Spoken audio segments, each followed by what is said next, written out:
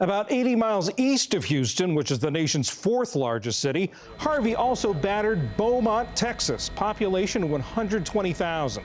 The city's among the hardest hit in the state. For the latest on the situation on the ground, I am joined now by phone by Beaumont Police Chief James Singletary. Chief, thanks for joining us. I got to ask first about the water situation. Late last week, the water plant shut down because of being swamped by flood water, and backup pumps went down. What's the situation now? The water situation now is that we're getting water slowly but surely back to most of our citizens. We've had it'd be a totally different interview to tell you how that happened. We had some private industries and some and working with our water folks and getting it restored. So that in itself is an amazing story.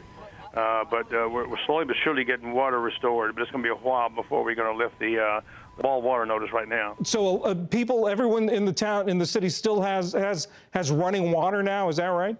Not everybody, but most of them do, and it's trickling right now in some places, and some of them are, are better than others. What about other conditions, Chief? Has the water started to recede yet? Yes, sir. The water has started to recede. We have a very big river here next to Beaumont, Neches River, and it's starting to recede a little bit. It crested a couple of days ago, I think. So the water is starting to recede. There's still about 3,000 homes that we have not been able to get to see what their situation is. We've done a bunch of flyovers with the drones and the helicopters, and gosh, it's horrific. I've lived here my whole life, and I've been a cop for my whole adult life, and I've never seen anything like this. Chief, have people been able to get back to their homes? You say the water is going down. Have they been able to get back to their homes yet, or is that still a little bit away? Yeah, that's still a bit away. There's some areas that we can't even access, and it'll be a while before some citizens are able to get back to their homes. And then there's areas north of us and east of us and even south of us that are in pretty bad shape also. But it's going to be a while. This thing has impacted us, this area for years to come, I'm afraid, in so many different areas.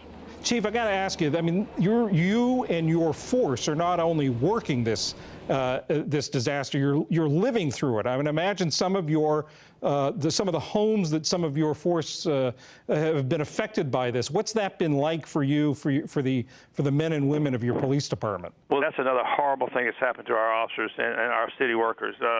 We've had over 130 of our Beaumont's first responders, the firefighters and police officers and emergency personnel that have been adversely affected, or actually significant damage to their homes.